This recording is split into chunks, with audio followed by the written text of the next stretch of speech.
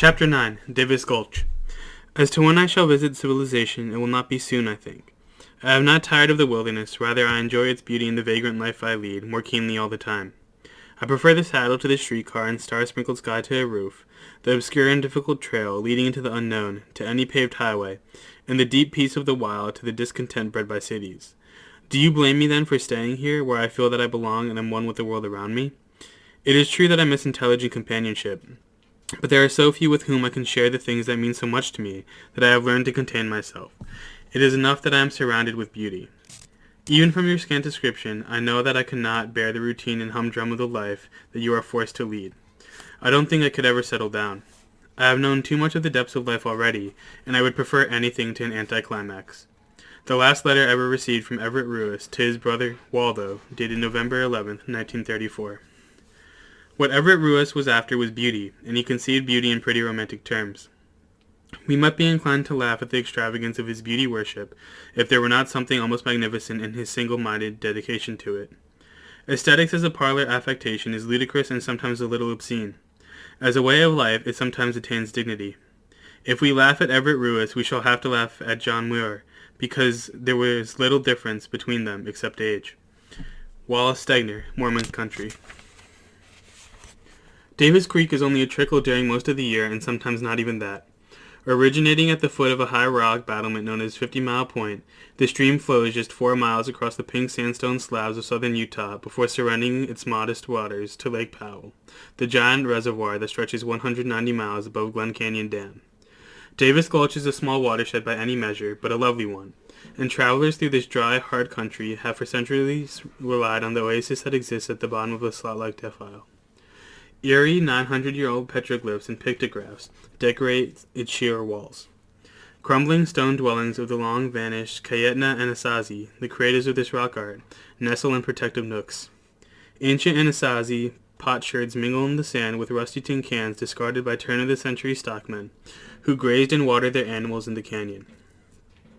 For most of its short length, Davis Gulch exists as a deep, twisting gash in the slick rock, narrow enough in places to spit across, lined by overhanging sandstone walls that bar access to the canyon floor.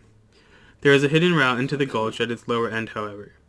Just upstream from where Davis Creek flows into Lake Powell, a natural ramp zigzags down from the canyon's west rim. Not far above the creek bottom the ramp ends, and a crude staircase appears, chiseled into the soft sandstone by Mormon cattlemen nearly a century ago. The country surrounding Davis Gulch is a desiccated expanse of bald rock and brick-red sand. Vegetation is lean. Shade from the withering sun is virtually non-existent. To descend into the confines of the canyon, however, is to arrive in another world. Cottonwoods lean gracefully over drifts of flowering prickly pear. Tall grasses sway in the breeze. The ephemeral bloom of a sago lily peeks from the toe of a 90-foot stone arch, and canyon wrens call back and forth in plaintive tones from a thatch of scrub oak. High above the creek, a spring seeps from the cliff face, irrigating a growth of moss and maidenhair fern that hangs from the rock in lush green mats. 6 decades ago, in this enchanting hideaway, less than a mile downstream from where the Mormon steps meet the floor of the gulch, 20-year-old Everett Ruis carved his nom de plume into the canyon wall below a panel of Anasazi pictographs, and he did so again in the doorway of a small masonry structure built by the Anasazi for storing grain.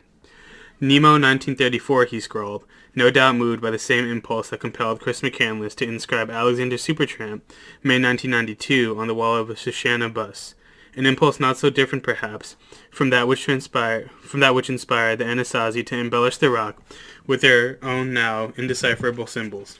In any case, shortly after Ruis carved his mark into the sandstone, he departed Davis Gulch and mysteriously disappeared, apparently by design. As extensive search shed no light on his whereabouts, he was simply gone, swallowed whole by the desert. 60 years later, we still know next to nothing about what became of him. Everett was born in Oakland, California, in 1914, the younger of 2 sons raised by Christopher and Stella Ruis. Christopher, a graduate of Harvard Divinity School, was a poet, a philosopher, and a Unitarian minister, although he earned his keep as a bureaucrat in the California penal system. Stella was a headstrong woman with bohemian tastes and driving artistic ambitions for both herself and her kin. She self-published a literary journal, the Ruis Quartet, the cover of which was emblazoned with the family maxim, "Glorify the Hour."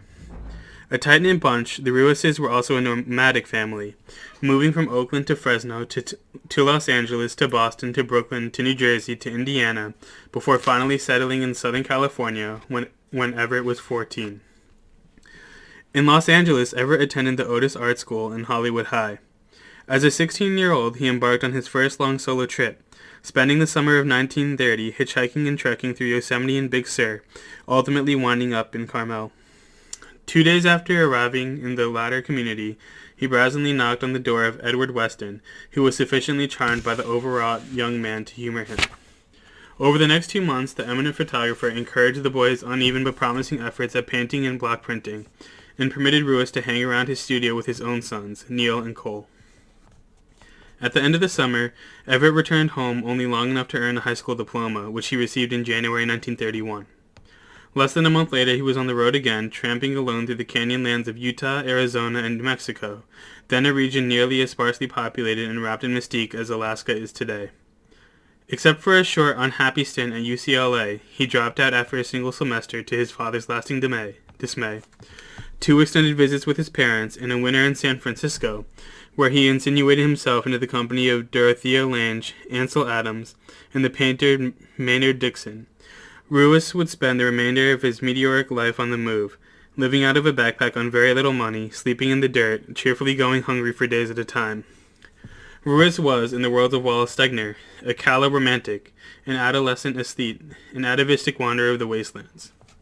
At 18, in a dream, he saw himself plodding through jungles, chinning up the ledges of cliffs, wandering through the romantic waste places of the world. No man with any of the juices of boyhood in him has forgotten those dreams. The peculiar thing about Everett Ruiz was that he went out and did the things he dreamed about, not simply for a 2 weeks vacation in the civilized and trimmed wonderlands, but for months and years in the very midst of wonder. Deliberately he punished his body, strained his endurance, tested his capacity for strenuousness. He took out deliberately over trails that Indians and old-timers warned him against. He tackled cliffs that more than once left him dangling halfway between talus and rim. From his camps by the water pockets, or the canyons or high on the timbered edges of the Navajo Mountain, he wrote long, lush, enthusiastic letters to his family and friends, damning the stereotypes of civilization, chanting his barbaric adolescent yawp into the teeth of the world.